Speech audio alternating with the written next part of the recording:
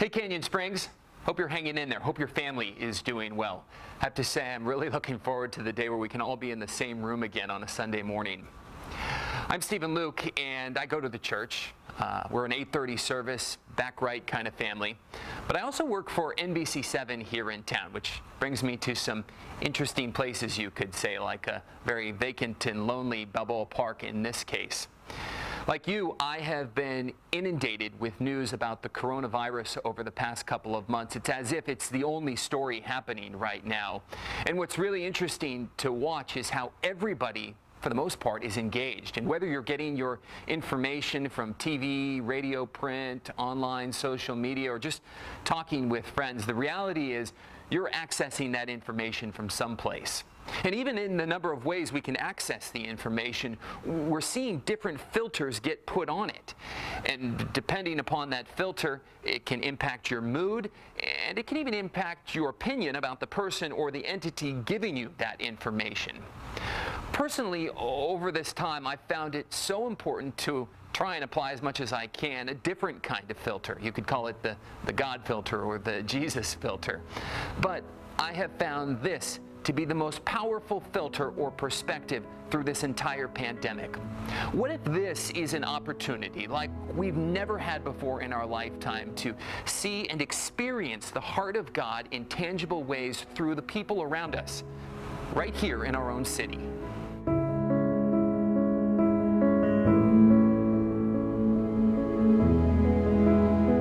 It's easy to get lost in what we miss, what's different, what scares us. So many things have changed in such a short amount of time, and if we're honest, we often just desperately want to get back to where we were, which means worrying a whole lot about where we're going.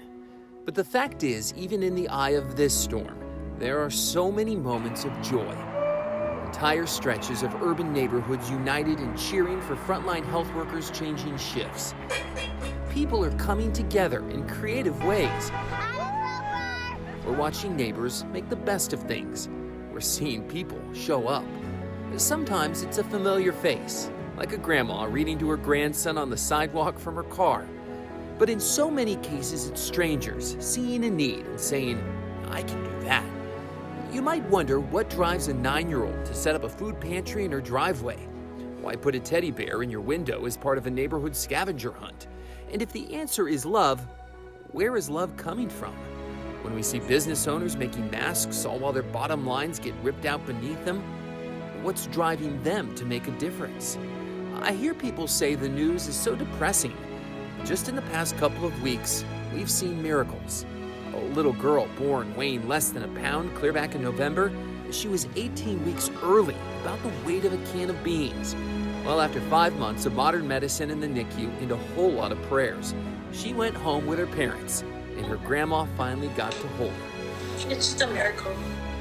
We've seen love continue to endure. No mask big enough to hide it. And yes, there has been heartache. But even in the midst of it, this worried family saw a need. They set up a donation site for cell phone chargers for all the patients who don't have them in hospitals but need them to connect with family members who can't be by their side. We've seen singers entertaining from their front porches, young sports teams finding bonds that will outlast the season they'll miss, and really smart people using their God-given gifts to find real-life solutions. Hey, I feel like I could probably tackle that problem. This is the story of a lifetime, the kind where families line streets to welcome home neighbors who just got out of the ICU. So the question before us, how do we want to see this story told? And maybe more importantly, how do we want to tell it?